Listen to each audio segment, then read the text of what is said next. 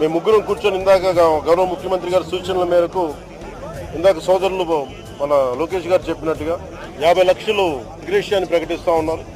అలాగే ఒక 5 ఎకరాల పొలం అని కూడా తెలియజేశారు. అలాగే 300 గజాలు ఇంటి స్థలం అని కూడా అనౌన్స్ చేస్తాం. అలాగే ప్రభుత్వంలో వాళ్ళకి ఎవరికైనా సరే వాళ్ళ నాన్నగారికి కానీ ఎవరికి కానీ ప్రభుత్వ ఉద్యోగం కూడా ఖచ్చితంగా ఇవ్వాలనేది క్యాబినెట్లో ముందు పెట్టి దాని నిర్ణయం తీసుకుంటాం.